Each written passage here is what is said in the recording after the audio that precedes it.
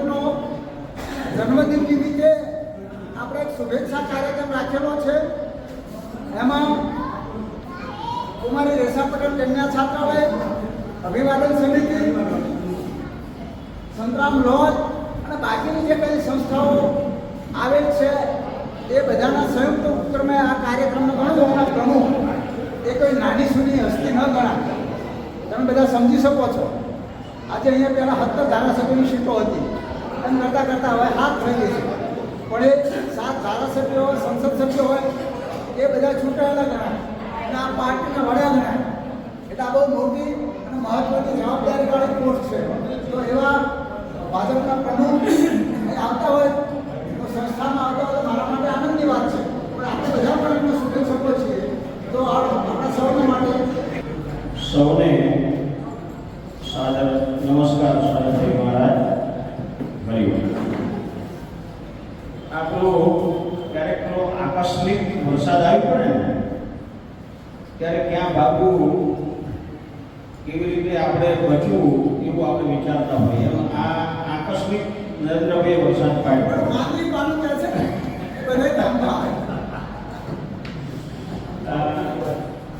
આપણને સૌને ખ્યાલ જ છે, આપણા સૌના લાડીલા અને આદરણીય શ્રી અજયભાઈ બ્રહ્મભટ્ટ, જે એક સ્ફૂર્તિવાન યુવાન નડિયાદના લોકસેવક તરીકે અથાગ પ્રયત્નો કરી રહ્યા છે અને આજે તેમના જન્મદિવસે શુભેચ્છાઓ આપવા માટે એકત્રિત થયા છે. આવી ગયા છું અને મહારાજની અનન્ય કૃપા પાત્ર બને, ભગવાન સ્વામિનારાયણના એ ઇષ્ટ છે એમના એની કૃપા બને એવી શુભકામના. આવી ચૂક્યા છે.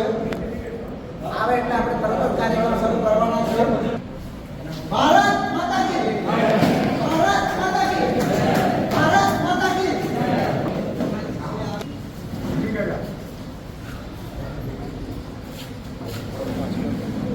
આજે જે બ્રહ્મભટ્ટ સાહેબનો જન્મદિવસ છે એ નિમિત્તે કુમારી રેસા છાત્રાલયમાં નડિયાદની વિવિધ સામાજિક સ્વૈચ્છિક સંસ્થાઓ દ્વારા સન્માન સમારોહનું આયોજન કર્યું છે અને કુમારી રેસા પટેલ છાત્રાલયની દીકરીઓને એક વિતરણનો કાર્યક્રમ કરવામાં આવ્યો છે. સવારથી અત્યંત વ્યસ્ત હતા, સમયનો પણ અભાવ છે. હજુ 3-4 કાર્યક્રમને અમે જવાનું છે. અહીંયાથી પી માનવ 3 કાર્યક્રમો જવાનું વધુ થઈ ગયા. 50 મહાનુભાવોનું સૌપ્રથમ કુમારી રેસા છાત્રાલયના સંચાલક શ્રી નરેન્દ્રભાઈ લખુને વિનંતી કરું છું કે આપનું સ્વાગત કરે. કે આપણે 3 સંસ્થાઓ દ્વારા આપણા મુખ્ય કાર્યક્રમ કર્યો છે. રેસા પટેલ કન્યા છાત્રાલય અને અભિવાદન સમિતિ અને શિવ સભ્ય. એટલે ત્રણેય સંસ્થાના પ્રમુખો એક સાથે આવી સન્માન કરશે.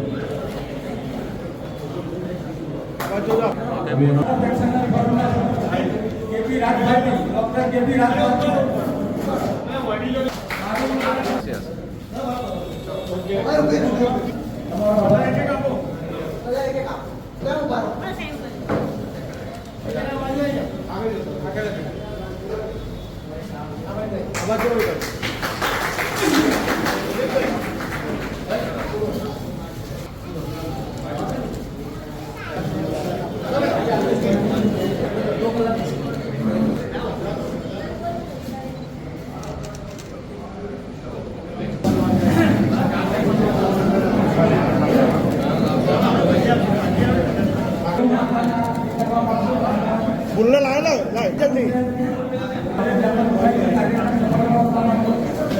એ જગ્યા તમે કેટલા લોડ ને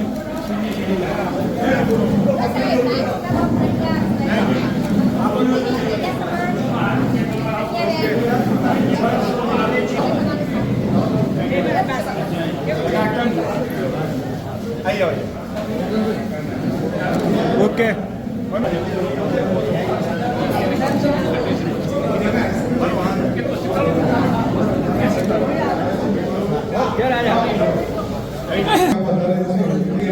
આઈસ્ક્રીમ અહીંયાથી અજયભાઈને કાર્યક્રમમાં ઘણા વ્યસ્ત હોવાથી અહીંયા આઈસ્ક્રીમ લઈને નીકળી ગયો અને આઈસ્ક્રીમથી આપણે ઘણું માત્ર સમજીએ છીએ